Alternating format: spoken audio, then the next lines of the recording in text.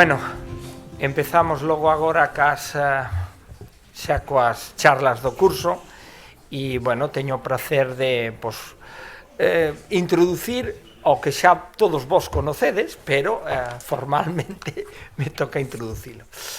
A verdade é que, bueno, en primer lugar agradecer a Manolo Castiñeiras que veña unha vez máis a Santiago e en este caso dentro das leccións xacobeos. É un placer. Como ben sabedes todos, é catedrático de Historia da Arte na Universidade Autónoma de Barcelona.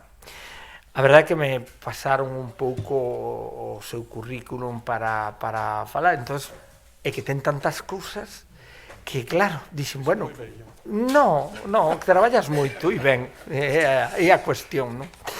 Pero sí, vou a comentar algunhas cousas que, bueno, había unha que eu non coñecía personalmente, nos acabamos de coñecer, pero sí polos libros, que de feito eu non sabía que hai a reedición ahora no 2025 do libro do 2016. Eu teño o libro do 2016, bueno, Santiago e os Camiños, que eu recomendo, e estaba lendo ahora no que me pasaron que hai a reedición, que non é só unha reedición, sino que cun tema aumentado. A verdade eu recomendo encarecidamente se teñen oportunidade, porque a verdade é un libro que eu no momento a mí me serve moito. Bueno, tamén teño que reconocer que pola miña área de aproximación de enxeñería química, calquer cousa que eu lea sobre o Camiño sempre descubro algo novo, pero eu teño que decir que está moi ben escrito, moi ameno, non?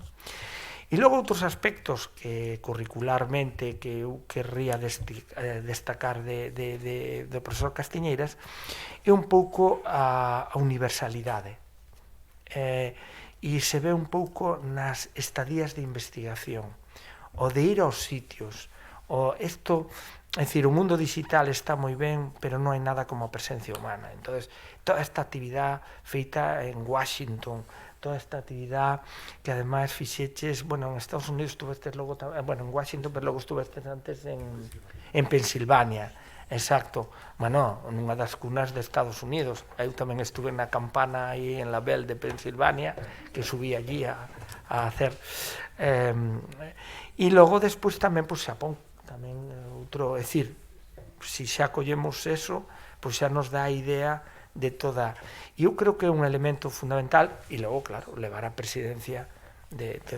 no Camiño, non? Que eu creo que é un elemento tamén moi importante.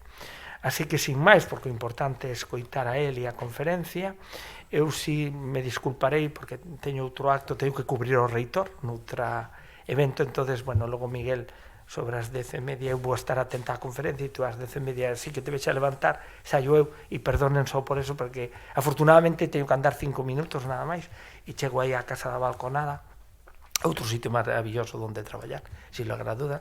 Eu, de feito, non uso reloxo porque escoito as campanadas da berenguela. Poucos poden decir eso, evidentemente os da catedral sí, pero poucos sitios en Santiago poden decir eso. Eu sei as horas porque sinceramente escoito as campanas da berenguela, e eso sí é o único que vou botarme de menos da Casa da Balconada. Todo demais non o boto de menos, pero eso sí vou non botar. Así que, sin máis, adiante, the floor is yours, adiante.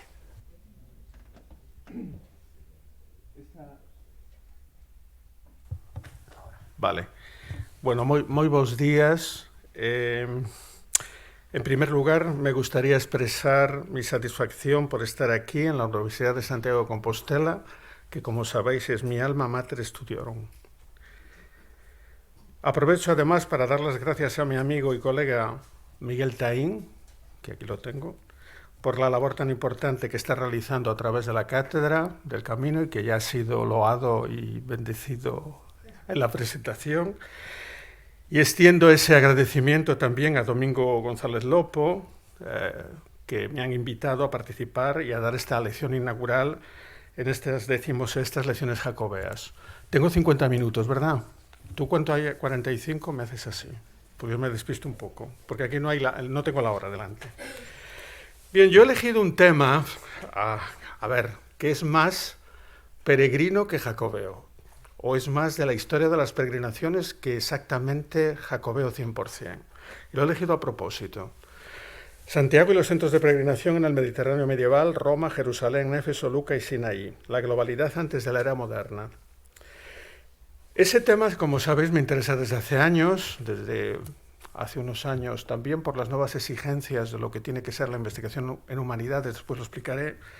Me interesa ese tema y eso está relacionado también con un periplo mío vital, ¿no? De ir a distintos centros de peregrinación del Mediterráneo a entender desde la perspectiva de la historia del arte, pero también de una cosa que siempre me ha interesado mucho, que es la comparación, ¿no? La historia del arte comparada o comparar modelos culturales.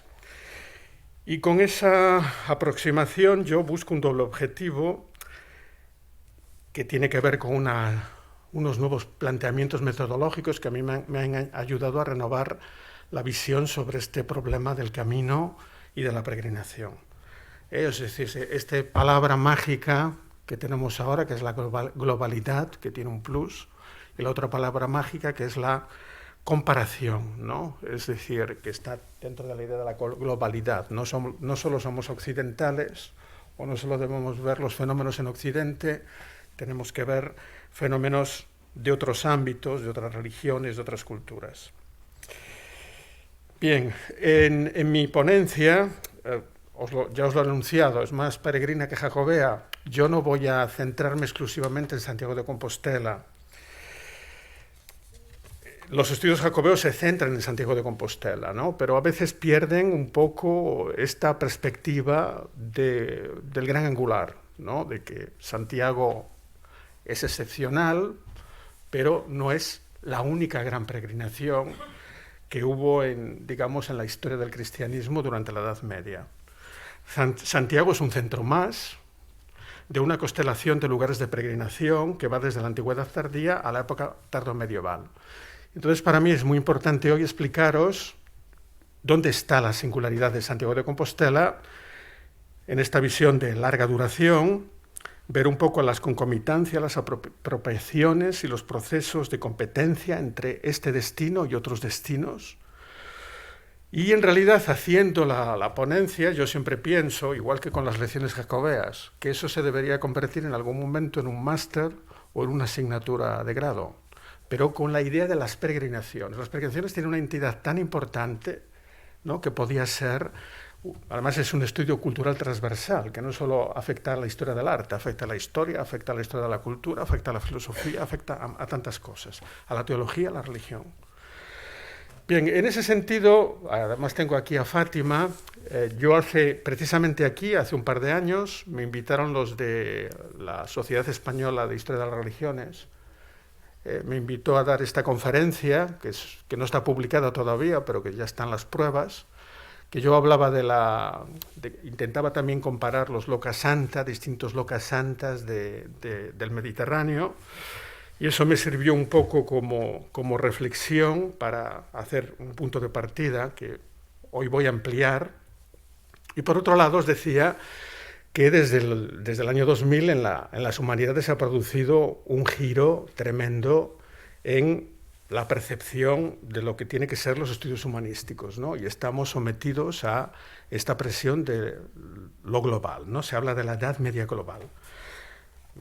Yo os pongo aquí tres experiencias, una en Estados Unidos, otra en Leeds y otra en el Instituto de Historia del Arte de Florencia, que precisamente intentan ver fenómenos que hemos estudiado de la Edad Media con esta perspectiva global y dentro de esta perspectiva global precisamente hablar de lo que realmente fue posiblemente la Edad Media y fue también la peregrinación, es decir, es un mundo que no tiene fronteras, donde no existen las fronteras, ¿no? Las fronteras no existen, es transfronterizo y sobre todo un espacios de circulación y de intercambio, ¿no? Este es un valor que es muy importante que a veces perdemos cuando hablamos de todos estos temas.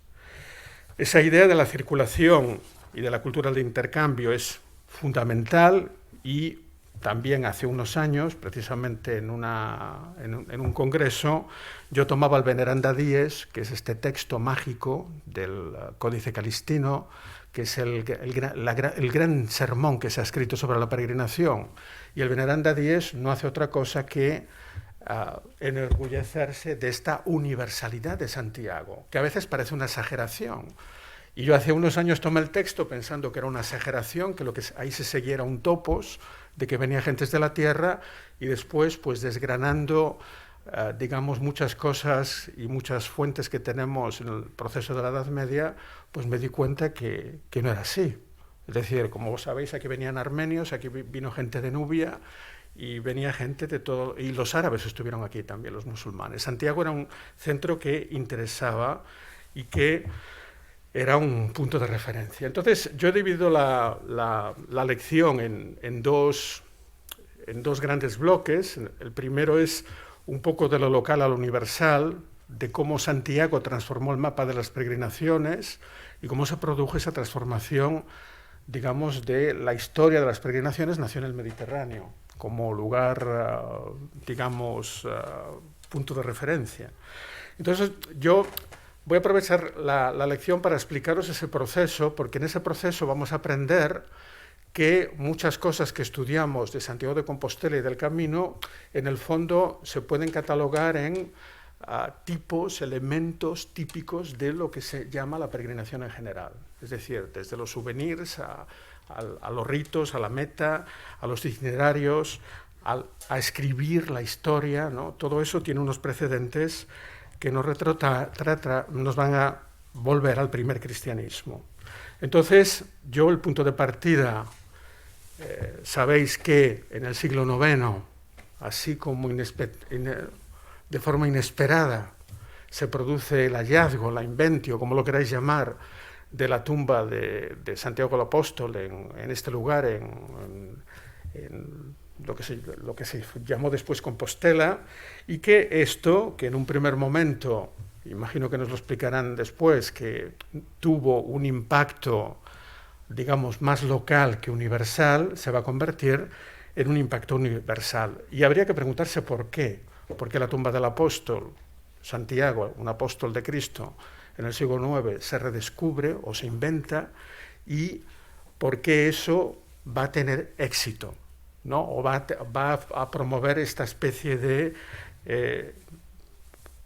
digamos, locura por venir a Santiago?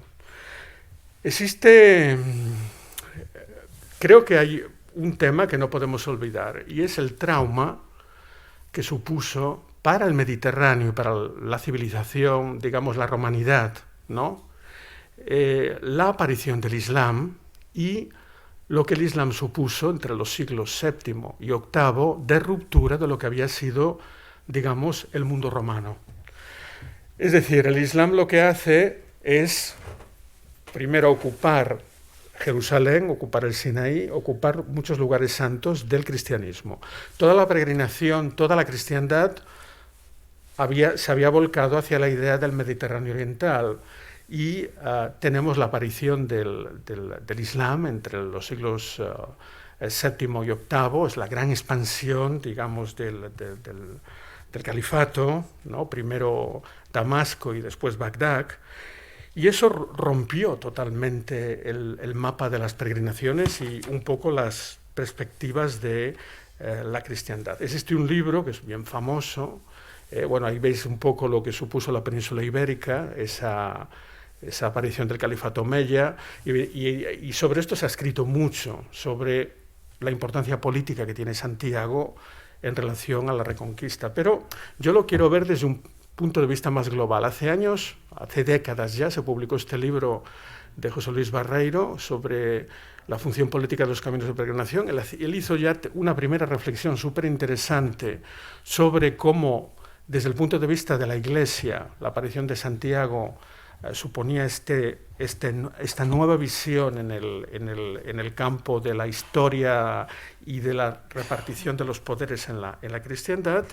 Y pensad que en el siglo IX en Palestina hubo una persecución de los cristianos tremenda, ¿no? Que afectó, o sea, hubo una migración masiva a Constantinopla, y esto, el no poder ir a Tierra Santa era un problema. Es decir, Santiago nace en un momento muy importante y va a aprovechar precisamente ese contexto. Pero para entender todo eso, ahí tenéis el famoso mapa de Burgo de Osma, donde aparece, no sé si veis ahí está Roma, y ahí está Santiago, y ahí está Jerusalén. Son los tres nuevos focos de la cristiandad. Pero para entender todo eso, tenemos que entender cómo nació la peregrinación, ¿no? Porque en realidad se da por sabido, pero a mí me gustaría explicarlo hoy. Como sabéis, la peregrinación nace en la época de Constantino, o sea, la gran peregrinación a los santos lugares, nace en la época de Constantino y se va a articular sobre 4 elementos que son muy importantes. Y veréis que después Santiago no cumple alguno de esos elementos. La primera es crear un programa edilicio monumental centrado en tumbas y lugares de memoria. Eso es lo que hace Constantino y sus sucesores, ¿no? Delimitar los grandes sitios de peregrinación y hacer un gran programa edilicio, es decir, invertir dinero en este programa edilicio. El segundo, nace una literatura odepórica, que es muy importante, o sea, la literatura de viajes, porque la literatura de viajes, como sabéis, ayuda a los demás a saber cómo tiene que vivir la experiencia. Es muy importante esto. La tercera, nace lo que se llama un arte de peregrinación. ¿Qué quiere decir un arte de peregrinación? Quiere decir un arte que tiene unas características que solo podemos entender porque existe la peregrinación, tanto desde un punto de vista de la configuración de los edificios como de la difusión de ciertos temas. Y esto vais a ver que nos va a servir después para entender algunas cosas de Santiago que se hace eco de alguno de esos grandes temas del mundo tardoantiguo. Y la cuarta sería, muy importante, la producción de objetos devocionales, tanto para ofrecer en los santuarios como para llevarse como recuerdo. Actualmente esto se dice vulgarmente souvenirs, pero en esta época, vamos a verlo después, existen toda una serie de palabras que nos indican que estos objetos son sagrados y que era una traslación de la sacralidad. Bien, sobre el programa edilicio, sabéis que Constantino y sus sucesores monumentalizan Jerusalén y Belén. Primero, la religión cristiana, digamos que es legalizada, pero el gran boom será cuando el cristianismo se convierte en la religión oficial del imperio a finales del siglo IV. Y como sabéis, eso coincide con el relato de Egeria. Egeria se dice que el viaje lo hace entre el 381 y el 384, es decir, después del gran, digamos, proclamación de la religión cristiana como religión del imperio. Y eso lo que significaba es que los cristianos querían tener la experiencia de visitar los lugares donde había visto Jesús de Nazaret, ¿no? Es decir, volver a todos estos lugares. Nace en ese momento también la literatura odepórica relacionada con los santos lugares y, como sabéis, tenemos la suerte de que uno de esos relatos muy importante es el relato de Egeria, el famoso itinerario, que sabéis que tiene una historia bastante interesante, ¿no? Es uno de esos... o sea, el relato de Egeria ya es citado por Valerio del Bierzo en el siglo VII, ahí en los Montes de León. Hace una carta a sus monjes, aquí al lado, y habla de Egeria como un modelo, como una mujer que había ido a Tierra Santa y que había visitado y que había querido tener la experiencia de los lugares donde habían vivido, digamos, los protagonistas del Evangelio. El libro de Egeria, el que se conserva actualmente en Arezzo, en realidad se descubre, no hace 100 años se descubrió, y es un manuscrito del siglo XI copiado en Monte Cassino. Como sabéis, hay un montón de estudios sobre Egeria, y Egeria, digamos que la teoría como más aceptada actualmente es que era de la Galaecia. Digo la Galaecia porque la Galaecia es así como un término que es más amplio que la Galicia actual. Es una mujer, se dice que era relacionada con la familia de Teodosio, como sabéis, ¿no? Teodosio I, que era quien había proclamado la religión del imperio. Y lo más interesante del itinerario, que lo veis aquí en esta reconstrucción, es que Egeria va a visitar los santos lugares, lo que se denominaba santos lugares todavía hoy. Es decir, cuando hablamos de santos lugares no es Jerusalén, Belén y Nazaret. Los santos lugares son también todos los lugares en Egipto, de la Sagrada Familia, que visita Egeria, el monte Sinaí, que como sabéis no está relacionado con Jesús, está relacionado con el Éxodo, y otros lugares muy importantes como era Antioquía o Edesa, donde se conservaban reliquias muy importantes relacionadas con Cristo, ¿no? Egeria, en este sentido, es un texto único porque nos da un poco pues, cómo era la liturgia en estos lugares y también cómo se vivía la peregrinación.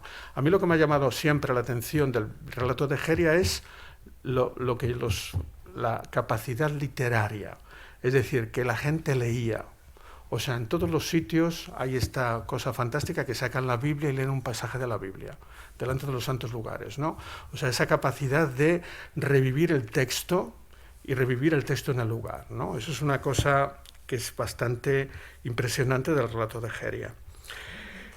También el relato de Egeria nos está hablando un poco de cómo se hacía el viaje. El viaje no se hacía solo, se hacía acompañado. Como sabéis, Egeria no va sola, va en compañía, como van muchas veces los peregrinos.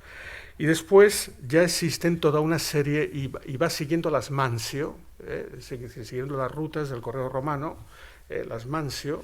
O sea, esto que después crea, digamos que en realidad están calculadas a caballo, las del Calistino. Las etapas del Calistino es lo que recorre un caballo en realidad, son como las mansio romanas. Y otra cosa importante es que en ese momento van a hacer la idea de la hospitalidad, y esto me gustaría subrayarlo. Pensad que no había una estructura hospitalaria y que en ese momento la estructura hospitalaria van a hacer en los monasterios. Es decir, eso es muy interesante, va a ser sobre todo en Siria, donde tenemos esos ejemplos de los primeros hospitales dentro de los monasterios para acoger a peregrinos. Después os mostraré uno que es muy interesante, que nos da, digamos, mucha... Eso es el gran viaje en el Mediterráneo de Egeria. Y digamos que lo que a mí me interesa ahora es que penséis que toda peregrinación necesita un programa edilicio y necesita crear unos edificios que sean simbólicos, que sean distintivos de la peregrinación. Y es muy interesante estudiar el fenómeno del mundo antiguo o del mundo tardoantiguo, porque ahí nos vamos a dar cuenta de cómo se articula esta sacralidad y esta topografía en los grandes edificios. ¿Por qué? Porque todos conocemos el Santo Sepulcro, ¿no? En el siglo IV, que está centrado en la tumba, pero en estos primeros edificios del cristianismo o de la peregrinación cristiana se definen por algo que después no tendremos, que es el policentrismo. Es decir, no eran edificios centrados en el altar, como es actualmente Santiago de Compostela, ¿entendéis? Eran edificios donde estaba el lugar de la tumba, el lugar de la memoria, y después estaba el lugar de la liturgia, ¿no? Hay esta especie de policentrismo que es muy interesante para entender la creación de estos grandes edificios en la tardoantigüedad. Hay uno que a mí me fascina, que para mí es mejor que el Santo Sepulcro como idea de lo que fue la peregrinación, que es el monasterio de Kalat-Shimán, que está en Siria. Sabéis que Siria en esta época, en el siglo IV, siglo V, era un gran refugio de eremitas, ¿no? Que estaban sobre todo en las ruinas romanas, etc.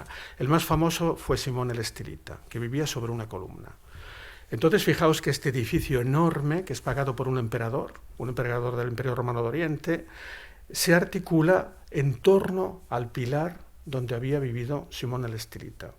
No, se articula. Se hacen 4 grandes basílicas y se juntan una gran basílica y ahí se crea el lugar para la peregrinación. Se crea un monasterio con un hospital, ¿no? Eso es uno de los primeros grandes ejemplos, mejor que el Santo Sepulcro, para entender cómo un lugar de culto, un lugar de peregrinación, crea toda una estructura.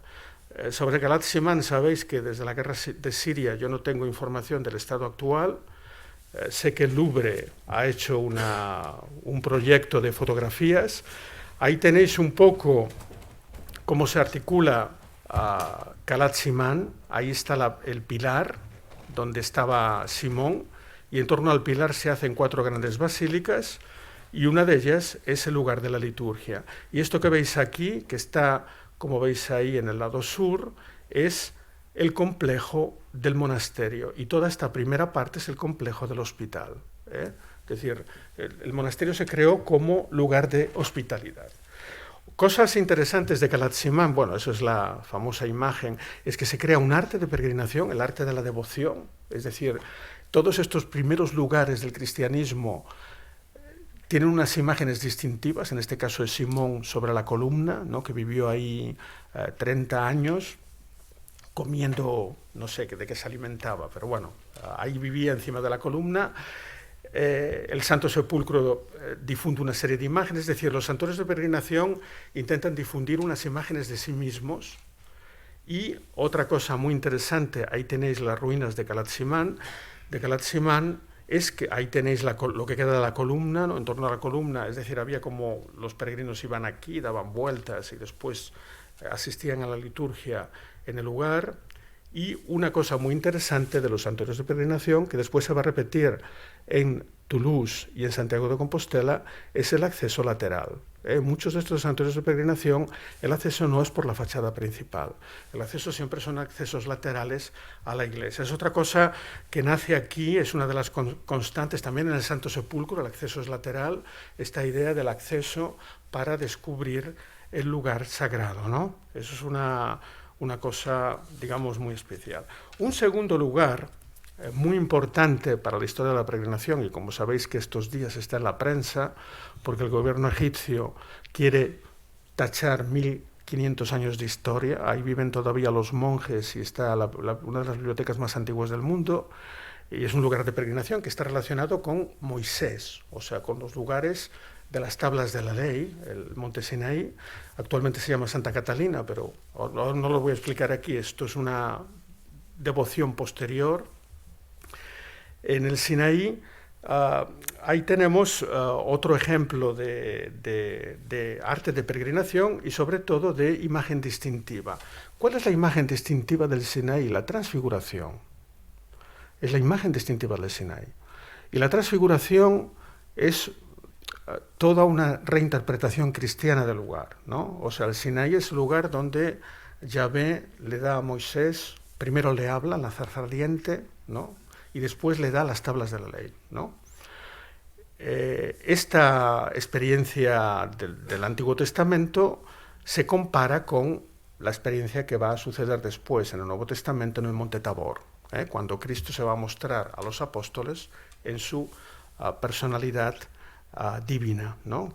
Sabéis que Santiago tiene un gran protagonismo, ahí lo tenéis, ¿no? Ahí tenéis a Juan, ahí tenéis a Jacobus, que es este de aquí, el que está aquí, y ahí tenéis a Pedro, que son las 3 columnas. Como sabéis, es la teoría compostelana de por qué Santiago es tan importante, ¿no? Pero ahí está, y tenéis a Moisés y Elías ahí. En la imagen del Sinaí, a ver que vaya, ahora no sé cuál es el que pasa.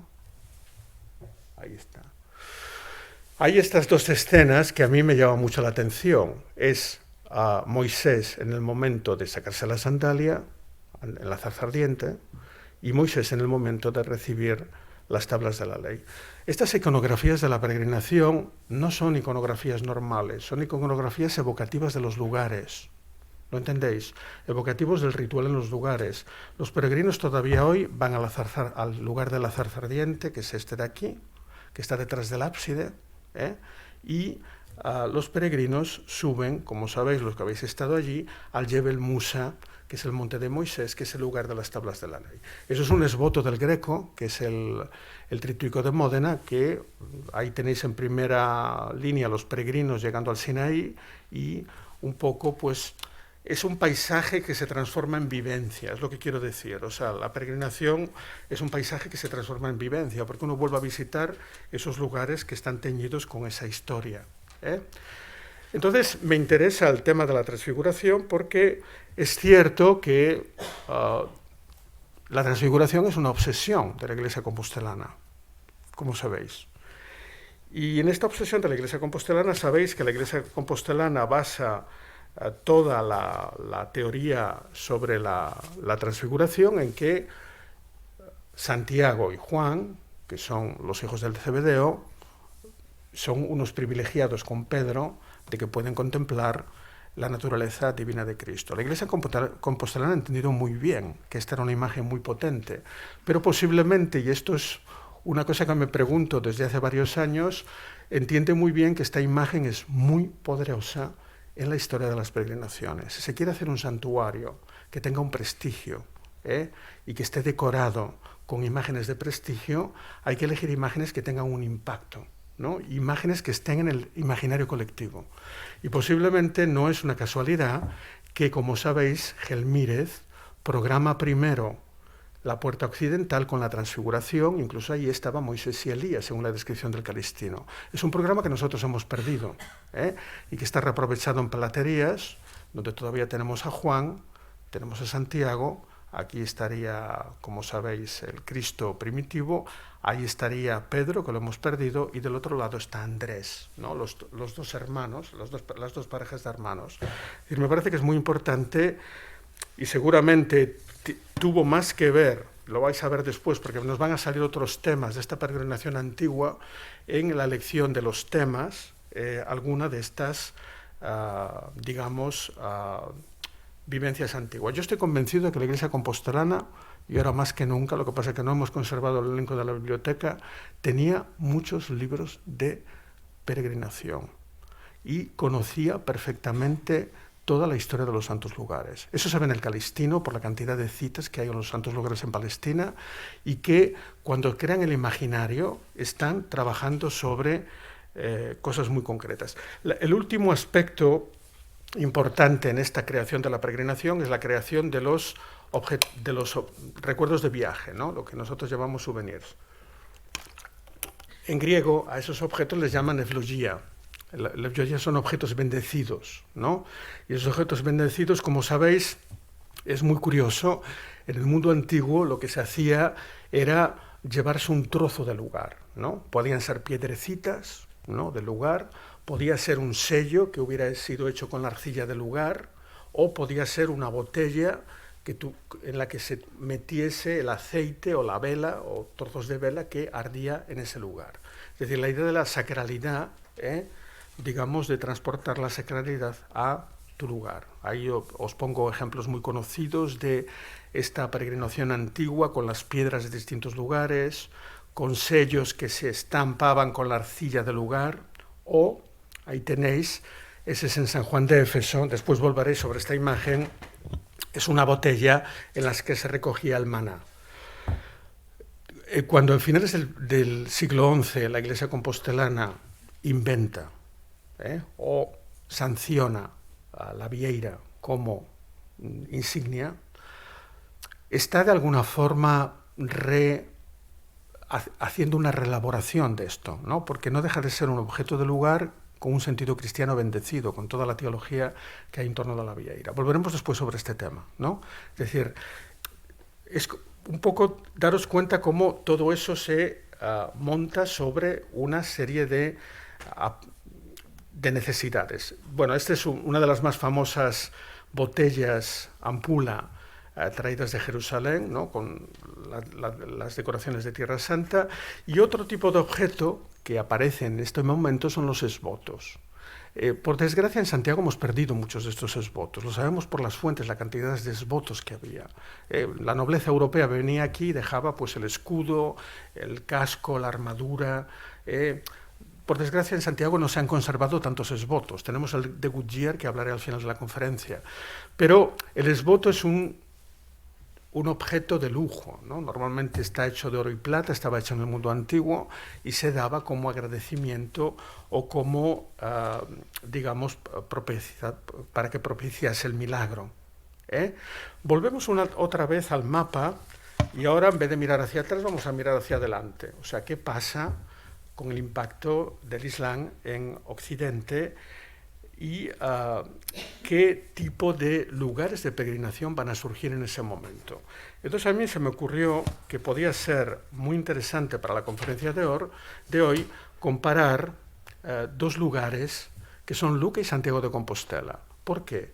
Porque Luca y Santiago de Compostela se fundan en el mismo tipo de relato, que es la traslación de las reliquias milagrosamente en una barca desde las tierras de Palestina a las costas del Tirreno, en este caso en Luca, o a las costas del Atlántico, en el caso de Santiago. Es decir, tú puedes tener, o sea, hay que crear una narración, ¿no? Y como sabéis, estos relatos siempre aluden o al siglo VIII o al siglo IX, qué casualidad, siglo VIII, siglo IX, y estos relatos normalmente están escritos, no tenemos una fuente contemporánea, están escritos después. En el caso de Santiago es la epístola del Papa León, que narra, digamos, la llegada de la barca a las costas de Iria, y en el caso de el Volto Santo es un texto de inicios del siglo XII, de un diácono que se llamaba Leovino, y este señor hace un relato de cómo llega la imagen del Volto Santo de Palestina a este lugar. Bueno, es Luni, le pasa lo mismo, llega a otro lugar, pero después lo trasladan a otra ciudad, ¿no? Y está destinado a esa ciudad porque los bueyes se paran, lo mismo que en Santiago. O sea, es muy interesante cómo están haciendo los grandes centros de peregrinación de Occidente con otro tipo de, digamos, de justificación, que no puede ser que Cristo estuvo allí o que la Sagrada Familia estuvo allí. Es decir, es la traslación de las reliquias al Occidente. Ahí tenéis la barca. Entonces, en el caso de Lucas, muy interesante la historia, porque en el caso de Luca, el relato de Leovino nos habla de que un arzobispo italiano viaja a Jerusalén y al llegar a Jerusalén se entera que le dicen que en una casa se guarda un crucifijo labrado por Nicodemo, uno de los personajes que participaron en la Pasión de Cristo, y que este crucifijo, pues, que está pues en una casa escondido y que hay que recuperarlo.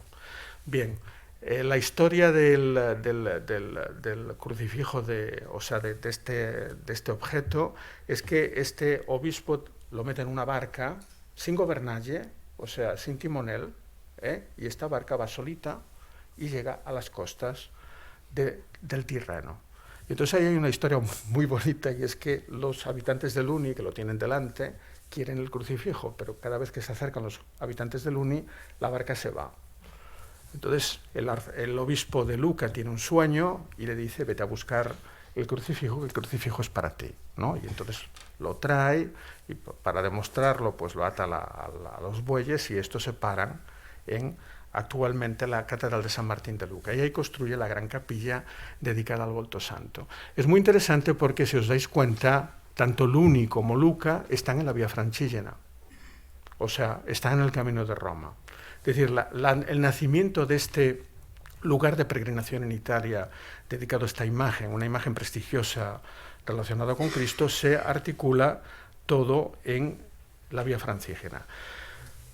Sería muy interesante hacer una historia comparada de la historia del Volto Santo y la historia de la peregrinación jacobea, porque tenemos lo mismo, el relato, el libro de milagros, ahí tenéis la imagen, ¿no? Los peregrinos besaban uno de los pies del crucifijo, y el crucifijo tiene fiesta hasta hoy. Hasta hoy es una gran fiesta la del crucifijo del Volto Santo. Existe una gran discusión, de todas formas, sobre la datación, que yo aquí no voy a entrar, pero si después queréis preguntar sobre la datación de este crucifijo, para mí es del siglo XI, cuando ellos hacen esta imagen. Posiblemente lo que llegó en el siglo IX sería una Verónica de Cristo, por eso se llama Volto Santo, el rostro santo de Cristo, y después, para adaptarlo a los nuevos gustos, digamos, de la peregrinación, se creó pues esta imagen maravillosa del Volto Santo.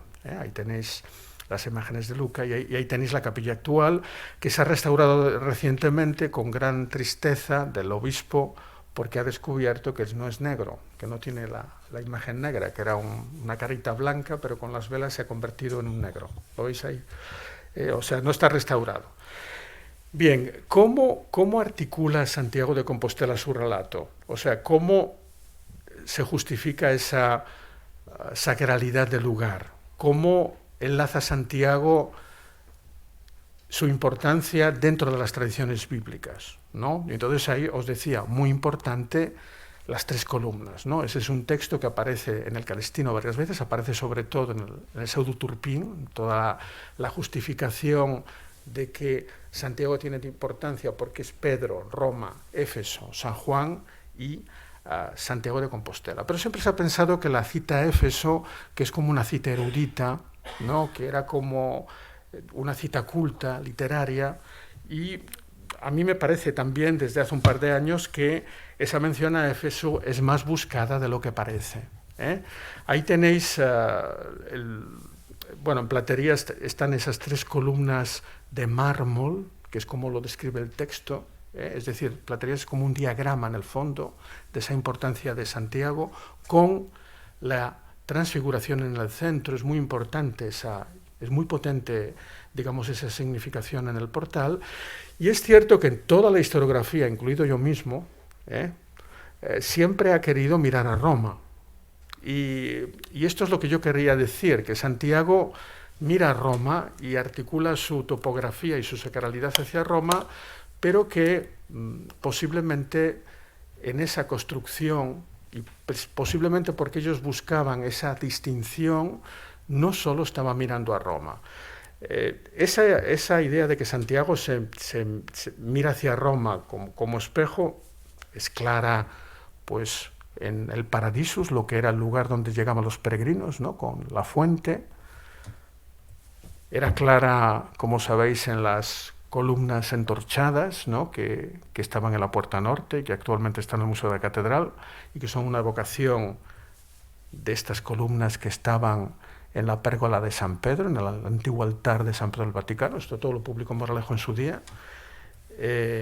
Ahí tenéis un poco, pues, esta calidad tan grande que tiene este arte compostelano, y también el tema de la cripta, ¿no? El tema, no hay una cripta, lo que hay es una confesio extrañísima, porque no se corresponde exactamente con las confesiones romanas, ¿no? Que son criptas anulares subterráneas.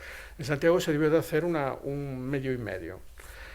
Pero ahí tenéis como es en el Vaticano, que no es como es en Santiago exactamente. En Santiago habría esta entrada trasera que hoy en día no queda, y ahí está un poco cómo sería la reconstrucción del altar mayor. ¿Qué sucede? Que si vamos a Éfeso, claro, Éfeso parece que queda como en la noche de los tiempos. Y si hacemos un estudio de gran angular sobre la peregrinación, sabemos que la peregrinación a Éfeso, a San Juan, al hermano de Santiago, es una peregrinación que fue muy poderosa, muy importante hasta inicios del siglo XIV, y que tiene muchísimas fuentes, y hay muchísimos objetos. ¿Cuál es la mala suerte de Éfeso? Que a principios del siglo XIV es invadida por los otomanos, y que todo esto se convierte en un espacio ya no cristiano. Con lo cual hemos perdido un poco ese punto con la historia de Éfeso. Pero la Basílica de Éfeso había sido una basílica en origen del siglo V, reestructurada por Justiniano, tan importante como Santa Sofía, y pensada para la peregrinación, ¿no? Con un baldaquino sobre la tumba, y la tumba era como la de Santiago, encapsulada. O sea, esta idea que tiene Gelmírez de hacer una tumba a cámara cerrada ya se había hecho en Éfeso muchos siglos antes, porque en Éfeso se decía que San Juan no se había muerto, simplemente se había ido a dormir, y que dormía en la tumba, y que estaba allí en la tumba. Es decir, es una idea como muy bonita. Si leemos eso es como era el rito de la tumba de Éfeso en el mundo antiguo, y si leemos digamos, los textos del Calistino, es increíble la cantidad de información que tiene sobre Éfeso. De que si Juan había escrito el libro del Apocalipsis, que si se conservaba este libro, de que si se había hecho la basílica, no parece una información o sea, que nosotros no tengamos que tener en cuenta. Creo que después es muy bonito en Éfeso, si vais a visitarlo, que existen todos estos esbotos, ¿no? Sobre las columnas, ¿no? Que los peregrinos dejaban su nombre, les dejaban hacer esta cruz, y ahí estaban en eterno recuerdo. Y una cosa muy curiosa de Éfeso, esto ha salido en las excavaciones, es que una de las iconografías por excelencia de San Juan, el hermano de Santiago, sé que no se ve muy bien, es que está representado entre dos cipreses. San Juan entre dos cipreses.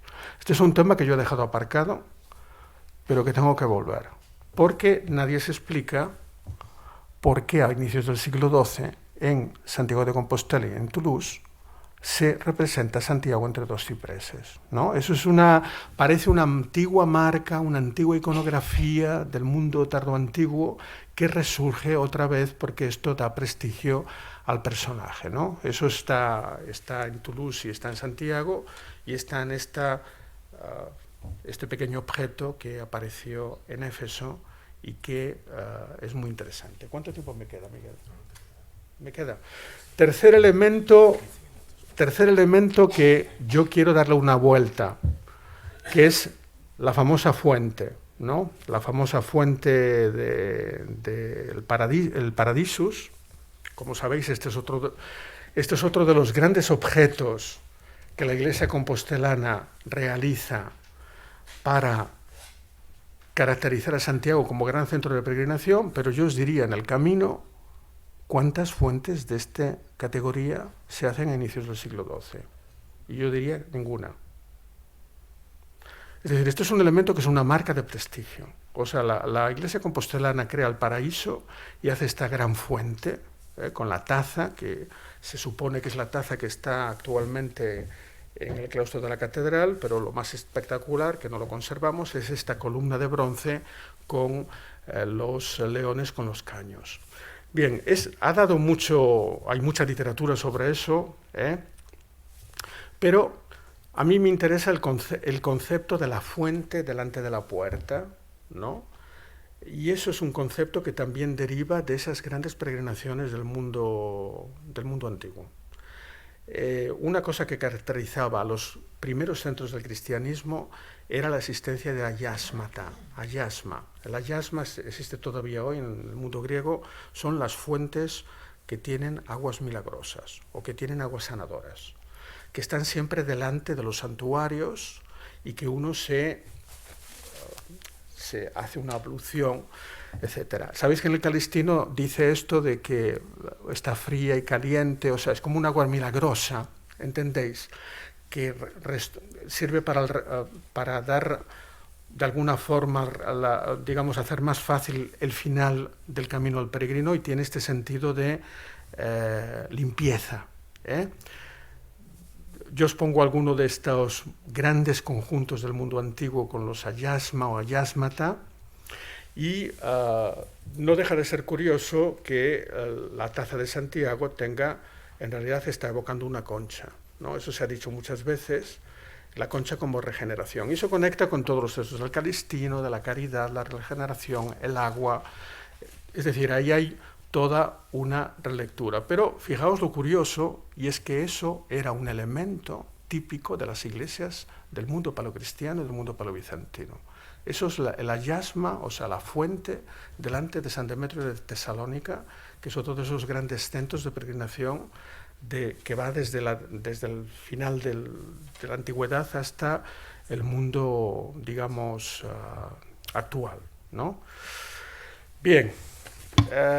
Ahora paso a otra parte de la conferencia, que es un poco cuánto era global Santiago, cuánto era conocido Santiago. Habéis visto que parece que la curia compostelana, a pesar de estar en Occidente, parece que quiere como tener una serie de marcas de prestigio que distingan a Santiago sobre otros centros de peregrinación de Occidente.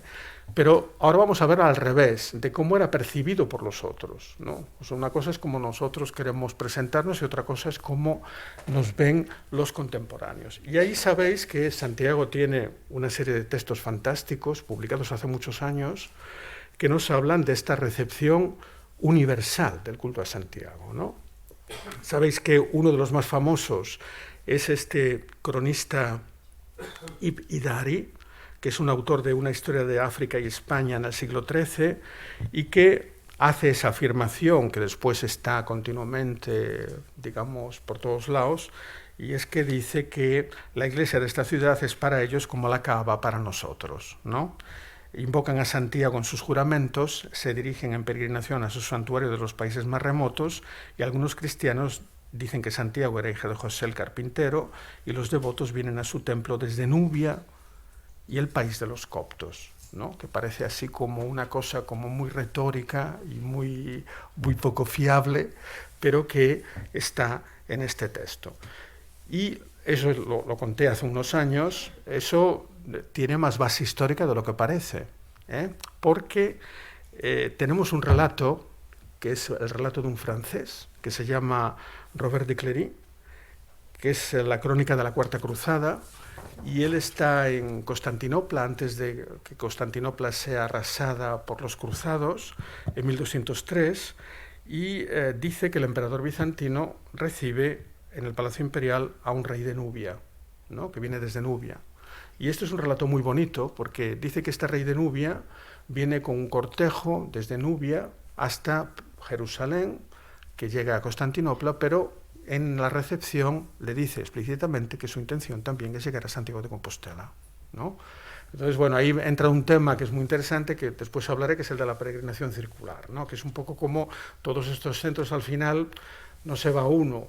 Muchos de estos grandes peregrinos hicieron este triple... No sabemos si llegó este rey de Nubia, porque la verdad es que no tenía muchos votos para poder llegar, tenía la intención, porque él en el relato dice que había salido de su país con 60 hombres, que cuando llegó a Jerusalén, que ya solo le quedaban 20, y que cuando llega a Constantinopla ya solo le quedan 2, ¿no? Y eso es lo que dice el relato. Y también, entonces se pensó, y eso es muy interesante, que el personaje que aparece en este relato, Robert de Cléry, era el famoso Lalibela. Sabéis que en Etiopía existe esta ciudad, que es una copia de Jerusalén, ¿no? Que es Lalibela, y que este rey es el que había ido a Jerusalén, y después que habría vuelto y había hecho como esta segunda Jerusalén en Etiopía.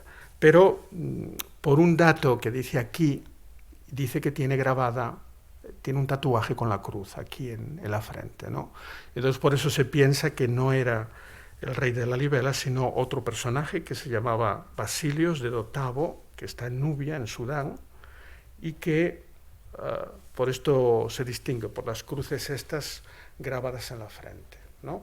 Pero bueno, ya es mucho que un rey nubio, cristiano evidentemente, vaya a Jerusalén, a Constantinopla, y tenga la intención de llegar a Santiago de Compostela, lo dice explícitamente el texto.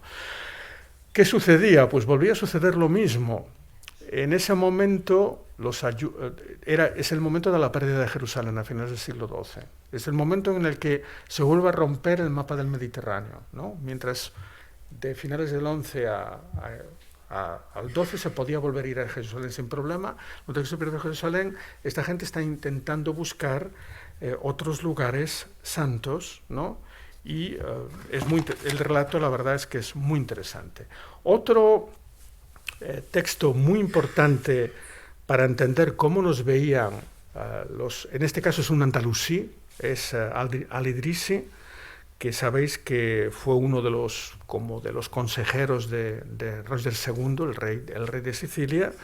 Este señor, que había nacido en Ceuta y había vivido en Málaga y en Córdoba, y había viajado por parte de la península ibérica, por África, Asia Menor y Egipto, escribe la geografía, le escribe una geografía al rey Ruggiero, ¿no?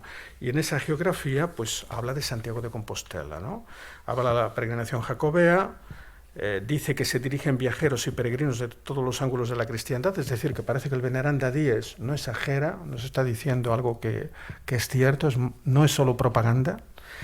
Y Al-Idrisi hace una comparación muy bonita, y él no lo compara con la Meca, lo compara con el Santo Sepulcro de Jerusalén, ¿no? Y sabéis que, bueno, ese es otro de las... hoy no voy a hablar de eso porque he hablado muchas veces, es otro de los lugares claramente que Santiago de Compostela construye su sacralidad, su topografía, mirando al santuario de Jerusalén, y viceversa. Jerusalén construye su gran puerta, que es la puerta de entrada a la basílica, esta que es de la época cruzada, evocando platerías. Es muy interesante para que os deis cuenta de la proyección que tiene ese mundo compostelano. Y ahora voy a hablar al final más como de cosas curiosas que nos indican esto que hoy sucede, que todo el mundo habla 50 lenguas, ¿no? De que en estos centros de contacto existe esta multiculturalidad, multirreligioso, multinacional, multilingüe. Y entonces eso es una de las joyas que tiene Santiago en la Baja Edad Media, que tenemos muchos elementos que nos hablan de ese carácter internacional y el uso de muchas lenguas, ¿eh? La primera más famosa, comentada por todos los peregrinólogos, es la traducción de los objetos de la peregrinación. Eso está en el Códice Calistino, en el que nos hablan del morral y la vieira, y nos dicen cómo se llama esto en latín, en italiano, en provenzal y en francés, ¿no? Existe esta voluntad de traducir, ¿no? De que la gente sepa las palabras, ¿no? Tenéis la esporta, la esquirpa, la crusilla, la vera, tenéis todo. Después uno que a mí, la verdad, me interesa mucho, y es que hay un aleluya en griego, que esto yo no sé cómo justificarlo. O sea, en el Códice Calistino existe un aleluya en griego, pero en vez de transcribirlo en griego, está transcribido fonéticamente, es decir, como suena. Es como si la iglesia compostelana, cuando venían peregrinos que venían de zonas parlantes de Grecia, cantase esto por oído, no porque sabían leer griego, ¿eh?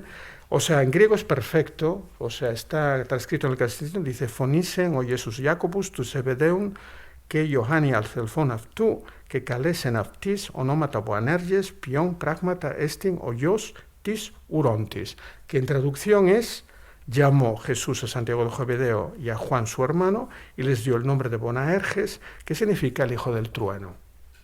Eso quiere decir que ese texto se diría en algún momento cuando llegaba pues gente de Grecia, de Asia Menor, tal. Fijaos que eso habría que conectarlo con otra historia, y es que sabéis que tenemos, tanto en el Códice Calistino, un milagro a un obispo griego, y también tenemos en la historia de Selense, que es una historia de inicios del siglo XII, un relato que nos dice lo mismo, pero en este caso nos dice que es un pobre peregrino que llega a Santiago de Compostela y le hablan de Santiago. Entonces le dicen que Santiago es un caballero. Y el griego se ríe. Dice: vuestro santo no es un caballero, es un campesino, un pescador. Santiago era un pescador, un campesino. Entonces ahí aparece la famosa visión de la conquista de Coimbra, ¿sabéis? Del Santiago Velator, del Santiago Guerrero. Y ahí para mí vuelve a ser lo mismo. Eso es un relato, eso es un milagro, que lo que quiere es ampliar. O sea, en el fondo Santiago ahí se está presentando como un San Jorge. O sea, con el tema del caballo blanco, ese es el distintivo de San Jorge en el mundo griego, y como gran conquistador. ¿Sabéis que la iconografía de la aparición, digamos, de Santiago como caballero es tardía, ¿no? Hay este ejemplo de Celas en que está el escudo con las vieiras, ¿no? Y parece que está aludiendo, y hay como un moro, a esa conquista de Coimbra, y posiblemente es una respuesta de Santiago a la emergencia del culto a San Jorge en el mundo latino, con las cruzadas. Sabéis que San Jorge se va a convertir en el gran patrón de las cruzadas. Pero eso es a partir de 1095, el relato. Es decir, Santiago estaba informadísimo de lo que estaba pasando en todo el Mediterráneo. Y el santuario estaba construyendo todo un relato y toda una historia que estaba mirando muy atentamente todo lo que estaba pasando en todo este mundo. Bueno, ahí tenéis el famoso Santiago de Cassem, que es una maravilla, ya en el siglo XIV, pero que no deja de ser un alter ego de las imágenes de San Jorge. Bueno, más ejemplos de eso que ya sabéis: el canto de Lutreia en alto alemán, el diccionario de euskera cuando se habla del paso por Navarra, del Calistino.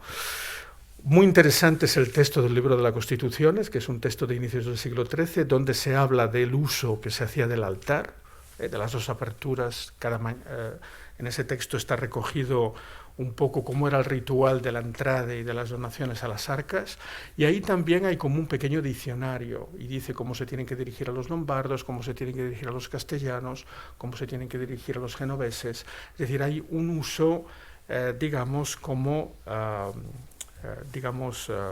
de lenguas. Bien, voy a acabar la conferencia simplemente con una reflexión, más que con más datos, aunque tengo más, y es un poco que es lo de la conectividad. Claro, no podemos entender el Camino de Santiago sin esa conexión con la red de caminos europeos.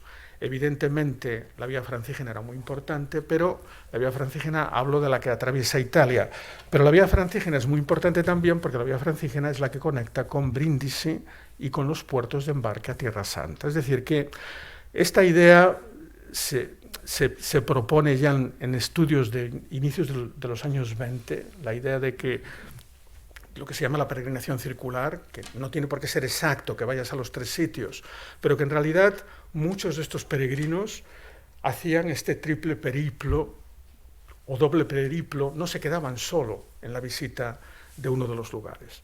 Entonces, ahí os traigo algunos de los más famosos en el siglo XII, no XI, de los siglos XII.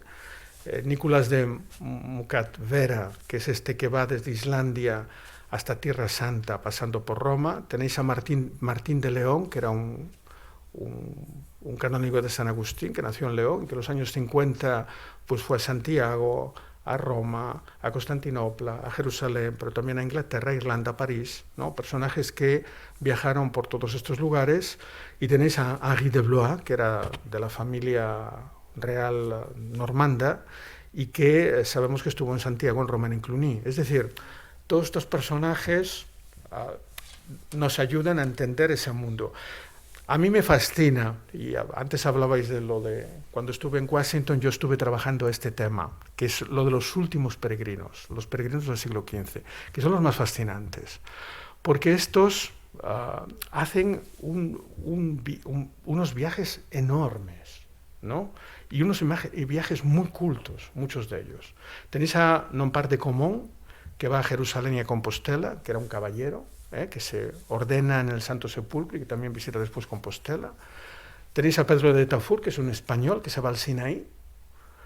Tenéis a Ritter, que va a Compostela y a Jerusalén.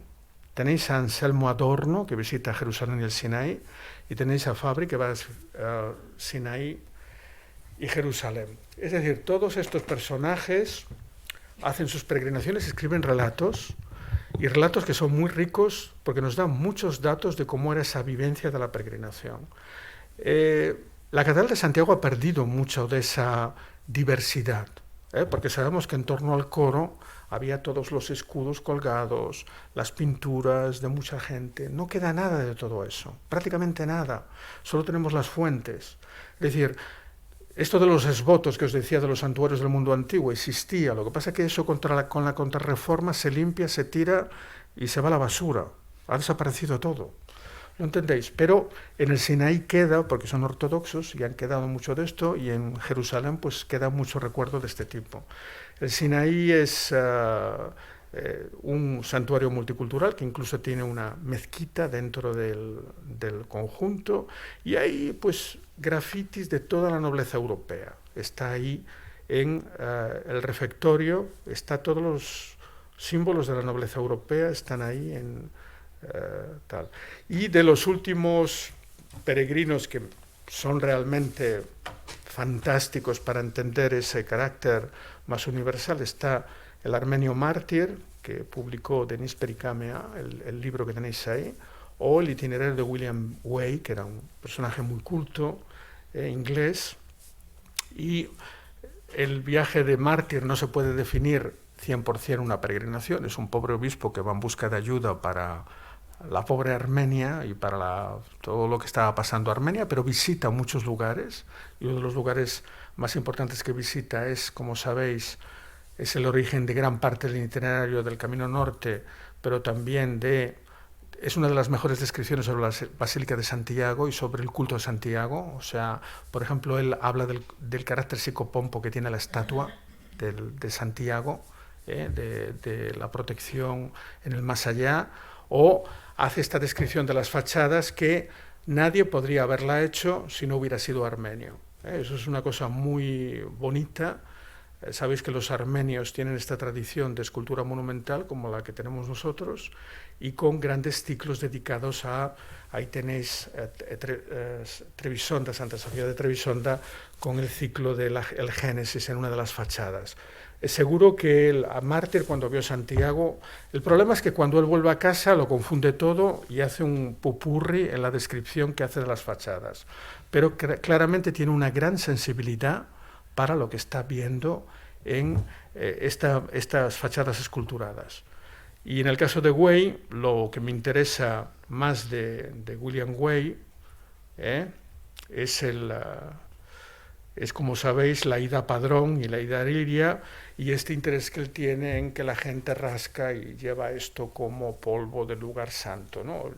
Volvemos a retrotraernos a los orígenes del cristianismo y traer piedras de los lugares. El relato de Way es muy interesante porque, como sabéis, Way, cuando vuelve a Inglaterra, se creó, no se conserva, ya estoy acabando, creó una habitación de sus viajes. Y ahí tenía una reproducción del Santo Sepulcro, un mapa mundi con los lugares que había visitado. Es decir, era todo como el memorial de la peregrinación.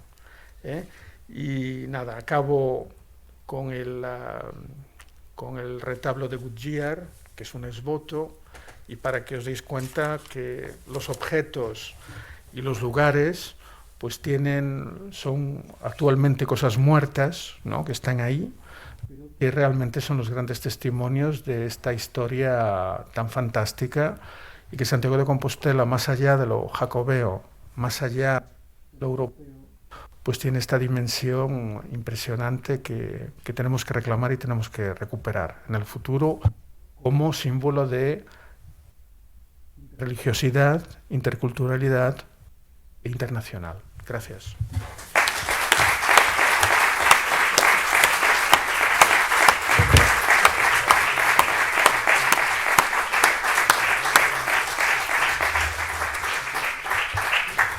Ya adelanto mis felicitaciones por una magnífica conferencia que nos dan una visión de Compostela en el mundo, sobre todo en el mundo mediterráneo. Pasamos a la sección de preguntas, que estoy seguro que va a haber muchas y muy interesantes. A ver, Manuel ha venido de muy lejos. Aprovechar que lo tenéis aquí. Si no, abro yo el turno de preguntas.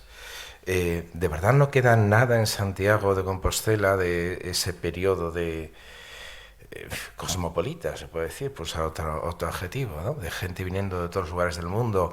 Me ha llamado la atención ese posible interés de reyes de Nubia, ¿no? Por ejemplo, en la toponimia, la Ruela de Jerusalén, ¿eso sería ya un indicativo de esa presencia? ¿O no hay ningún objeto en las colecciones catedralicias? No ha quedado nada. Yo sé que documentos y descripciones sí hay, pero no hay nada más material. A ver, lo que yo sé, hasta donde yo sé, es, sabéis que el famoso hospital de Jerusalén, ¿no?, que eso está relacionado con los armenios, quiero recordar, pero no sé si se ha encontrado documentación sobre este lugar y cómo se hace esta adscripción. Después, sobre esto que tú dices, no, el primer sorprendido soy yo, de encontrar los ecos y no encontrar. Lo que sí es cierto es que, por ejemplo, los Ritter, los alemanes, está documentadísimo en su biografía y en sus relatos todos estos objetos que dan a Santiago y que no los tenemos. Hablan de la pintura de la familia que estaban colgadas ahí, de los escudos. Claro, al Sinaí sucedía lo mismo. Iba toda la nobleza europea, iba a estos lugares y dejaba sus escudos, las armaduras, ¿no?, los dejaba como esbotos en el lugar. En Jerusalén es lo mismo. En Jerusalén prácticamente no queda nada, solo quedan los grafitis. En Sinaí han conservado algunos de estos objetos porque ha permanecido como encapsulado en el tiempo. Aquí pasó la contrarreforma y todo esto se consideró... A ver, que tenemos el Pseudo-Turpín de Milagro, como sabéis. Se había desgajado del Códice Calistino porque se consideraba que no era un libro adaptado para un santuario católico de peregrinación. Es decir, que todo eso en un determinado momento no se... Es decir, hay objetos que nos hablan pues de estas cosas, pero muy pocos. Es que el problema que tiene la Edad Media es la falta de... que las fuentes dicen unas cosas, pero que tú no tienes, a veces, la posibilidad de contrastarlas como tú querrías. Es así. Otra pregunta, ¿no pueden aparecer en una excavación si eran objetos devocionales? Pero para que aparezca una excavación hay que hacer una excavación. Y después el problema que ha habido con las excavaciones, como vosotros sabéis, yo no soy arqueólogo, pero cuando se hizo las excavaciones en los años 50, la excavación se hizo buscando unas cosas muy concretas, ¿no? Y no te puedo decir mucho más, no sé mucho más. Me pregunto si se entierran las imágenes de culto que dejan de recibir culto en tierra sagrada, en el entorno de la catedral, y por eso aparecen sobre todo las de piedra. Me pregunto si no algún día, hombre, no digo objetos metálicos que van podridos, pero otros. Claro que podría aparecer, cruces de orfebrería, podría aparecer perfectamente. En Asia Menor, donde hay grandes lugares de excavación, Éfeso, por ejemplo, ahí ha aparecido de todo, cosas francesas, ha aparecido, creo recordar, cosas de Santiago también, insignias de Santiago, pero son grandes lugares donde se excava. Bueno, más preguntas. Domingo Lopo, por favor. Yo quería hacer una reflexión y luego plantear una curiosidad. La reflexión es acerca de esto que estamos hablando. Pensar que, a fin de cuentas, la catedral, desde época medieval hasta todo lo que es época barroca, ha experimentado una serie de transformaciones que no son transformaciones meramente artísticas, son transformaciones que responden a lo que es un programa. O sea, el culto. Y obviamente dentro de ese programa, que pretende resaltar otros elementos, esos elementos que nos parecen muy interesantes carecen totalmente de valor e importancia. Por lo tanto, no es extraño que se haya arrumbado o incluso tirado, es decir, es todo un proceso de remodelación continua.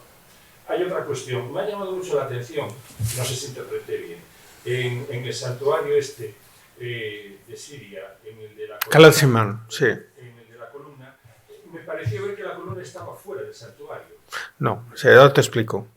Es que me llamó la atención, no. Por eso me llamaba la atención como el elemento importante parece estar exento de lo que es el propio santuario. A ver, es muy interesante porque es como... Tienes que hacer un santuario de peregrinación cristiano, pero no sabes a partir de qué, porque no tienes un modelo. Entonces lo que hicieron fue, imagínate, ahí estaba unas ruinas con la columna donde había vivido Simón el Estirita hasta que se muere. Entonces la gente seguía yendo allí a la columna a rezar, a pedir por salvación o lo que sea. Y entonces cuando construyen la iglesia, lo único que pueden hacer para conservar la columna y no cortarla es construyen una basílica, otra basílica, otra basílica y otra basílica. Y aquí hacen un gran cimborrio y ahí colocan la columna. Actualmente todo eso está sin techo, por eso te parece que está fuera. Pero estaba integrado dentro del edificio. Eso es un poco lo que distingue las peregrinaciones antiguas de las peregrinaciones actuales.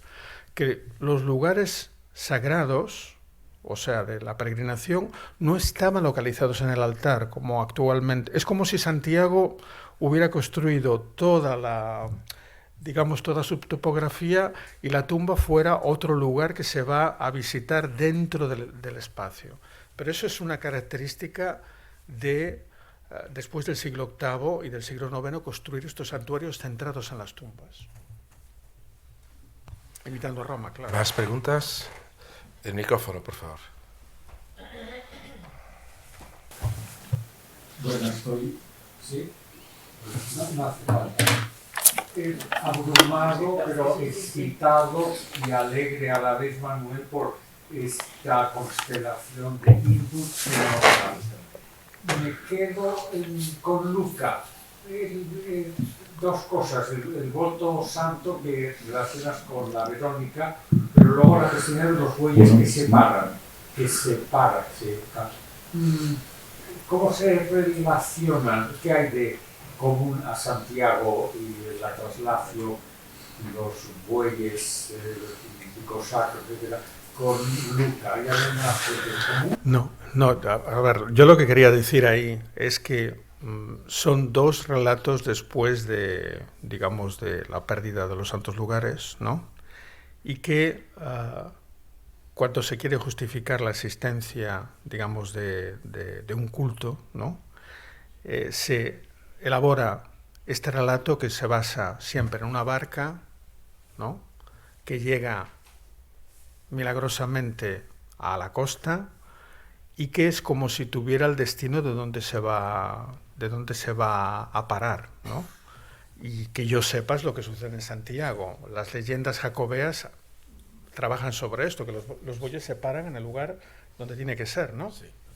Y eso es un topos de las narraciones, y eso es lo que pasa con el Volto Santo, es lo mismo. Es decir, los bueyes paran en el lugar donde se construye la capilla. Damos la palabra a Domingo Lopo otra vez. No quiero protagonizar demasiado el debate, pero es que lo de los bueyes sigue siendo un topo que va a estar vivo mucho tiempo después. A fin de cuentas, la Franqueira, el santuario de la Franqueira es un santuario que se genera a través de una imagen que aparece en una cueva en el monte, que cargan en un carro y los bueyes se dejan en libertad hasta que llegan al lugar y se paran. Y mi hijo que es sacerdote y que tiene su jurisdicción la cueva, dice, claro, si los bueyes hubieran sido de Luneda me los hubieran traído a la iglesia. Si los ponen de la Franqueira, claro, paran en la Franqueira. Claro, es una gracieta. Pero quiero decir que el topo de los bueyes y del carro, obviamente en la Franqueira no es una casualidad, es decir, estamos tomando un modelo que ha funcionado para la creación de otros santuarios. Claro. No sé si te contesté, Mario, sí. No, a mí lo que me sorprende es lo que se parecen esos dos relatos, pero Leovino es posterior a Santiago, es decir, que a lo mejor Leovino construye el relato un poco imitando cosas de la epístola del Papa León o de ya el libro tercero del Códice Calistino. O sea, eso es lo que yo quiero decir, que era el relato perfecto para construir el carácter sagrado y sobre todo la idea de que es una cosa divina, ¿no? Que Dios está detrás, de que se pare, de que llegue, de dónde va y dónde no va. Un poco por ahí va, lo siento. Y después sobre lo de los objetos, pues el otro día Paco Singul, que está aquí, me comentaba dónde está el cuchillo, que estaba en el altar de Santiago, ¿no? La hoz. ¿Entendéis? O sea, ahí hay los dibujos, ¿dónde está? Es decir, que no te sorprenda que haya objetos que hayan desaparecido, la lámpara, o sea, ¿dónde está la lámpara? O sea, claro, aquello era, antes de la Contrarreforma, era como una habitación llena de objetos distintos, ¿no? Es decir, que lo que tú dices no es solo un cambio, o sea, hay un cambio de mentalidad, de lo que tiene que ser un santuario de peregrinación, y eso va a condicionar muchísimo lo que queda y lo que no queda.